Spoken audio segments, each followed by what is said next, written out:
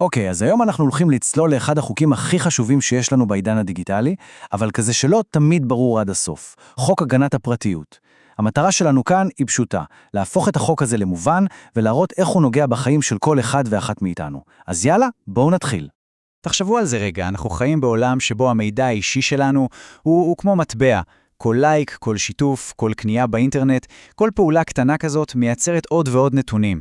והנתונים האלה הם נאספים, מעובדים ונשמרים בהמון מקומות, ולפעמים אנחנו אפילו לא מודעים לזה. אז השאלה המתבקשת היא, מי בעצם מחזיק את כל המידע הזה עלינו?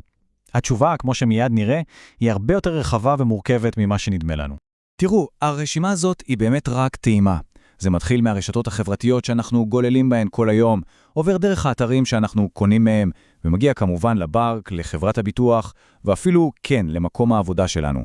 כולם אוספים ומנהלים מידע אישי עלינו, מה שמראה כמה הנושא הזה נוגע ביום-יום של כולנו. אוקיי, אז אם כולם אוספים עלינו מידע, מה בעצם מגן עלינו בכל הסיפור הזה? ובכן, בדיוק בשביל זה יש לנו את חוק הגנת הפרטיות. בואו נתחיל מהעיקרון הכי בסיסי שלו, הלב של כל העניין. וזהו, זה המשפט. הלב של החוק כולו מופיע כבר בסעיף הראשון. לא יפגע אדם בפרטיות של זולתו, ללא הסכמתו. פשוט, נכון? אבל כל כך עוצמתי. בעצם, הכל מתחיל ונגמר כאן. פגיעה בפרטיות אסורה, נקודה. אלא אם ניתנה מכך הסכמה. עכשיו, המילה הזאת, הסכמה, היא קריטית. כי זה לא סתם לסמן וי באיזו תיבה שקופצת לנו. החוק דורש שההסכמה תהיה, שימו לב למילה, מודעת. מה זה אומר?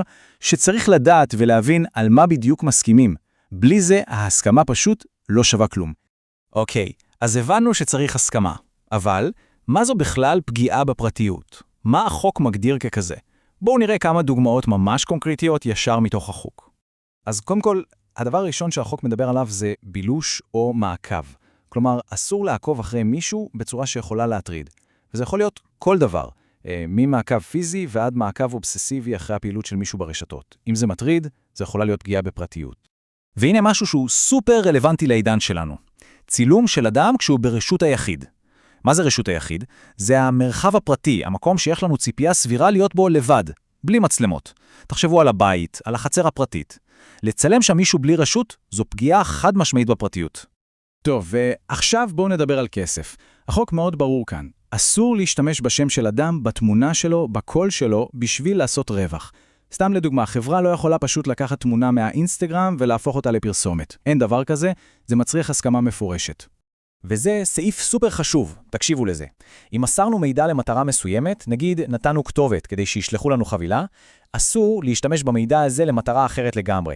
למשל, להתחיל לשלוח לנו פרסומות בדואר. זה נקרא עקרון הגבלת המטרה, וזה אחד היסודות הכי חשובים בהגנת הפרטיות. אוקיי, אז עד עכשיו דיברנו על פגיעות בין אנשים. אבל מה קורה עם הגופים הגדולים, החברות, הארגונים, אלה שאוספים מידע על כולנו בכמויות אדירות? החוק קורא לזה מאגרי מידע. ובואו נראה מה החובות שלהם. אז ככה, על ארגונים מוטלת אחריות ממש כבדה. הם צריכים לרשום מאגרי מידע מסוימים אצל גוף ממשלתי, הם חייבים לדאוג להבטחת מידע כדי למנוע דליפות. הם צריכים להיות שקופים ולהגיד לנו מה הם עושים עם המידע, ובמקרים מסוימים הם אפילו צריכים למנות איש מקצוע שכל תפקידו הוא להיות ממונה על הגנת הפרטיות. והנה דוגמה מעולה לעיקרון השקיפות הזה. סעיף 11 בחוק אומר דבר פשוט. כשגוף כלשהו מבקש מאיתנו מידע אישי, הוא חייב להגיד לנו שני דברים. אחד, האם יש חוק שמחייב אותנו למסור את המידע? ושתיים, לאיזו מטרה בדיוק הם צריכים אותו. זה נותן לנו המון כוח. אוקיי, אז כל זה מוביל אותנו לשורה התחתונה, לחלק הכי פרקטי. מה הזכויות שלנו בפועל, ומי הגוף שדואג שאשכרה יכבדו אותן? תראו איזה יופי זה עובד. החוק יוצר כאן ממש משוואה. לכל זכות שיש לנו, יש חובה שמוטלטת על הארגון בצד השני. יש לנו זכות לראות איזה מידע שמור עלינו, הם חייבים לתת לנו גישה. יש לנו זכות לתקן מידע לא נכון, הם חייבים לתקן או למחוק. וכמובן הזכות הקלאסית לבקש יוציא אותנו מרשימות דיבור ישיר. אז מי הגוף שאוכף את כל הכללים האלה? תכירו את הרשות להגנת הפרטיות. זה הגוף הממשלתי, אפשר לקרוא לו כלב השמירה של הפרטיות שלנו. התפקיד שלהם הוא לוודא שהחוק הזה לא נשאר רק על הנייר. אז אחרי כל מה שעברנו עליו, אפשר לשאול למה כל זה בעצם כל כך חשוב?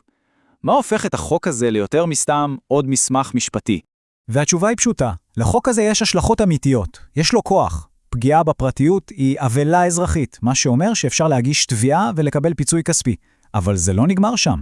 במקרים חמורים, כשפוגעים בפרטיות של מישהו בכוונה, בזדון, זה יכול להגיע לעבירה פלילית של ממש, עם עונש שיכול להגיע עד 5 שנות מאסר. זה כבר סיפור אחר לגמרי. וכל זה מביא אותנו לשאלת הסיום, שאלה שרלוונטית יותר מתמיד. אנחנו חיים בעידן של בינה מלאכותית, של ביג דאטה. עולם המידע פשוט טס קדימה, והשאלה הגדולה שנשארת פתוחה היא, איך חוק היסוד הזה, שנכתב ב-1981, יצטרך להשתנות ולהתאים את עצמו כדי להמשיך ולהגן עלינו בעתיד. זאת לגמרי שאלה ששווה לחשוב עליה.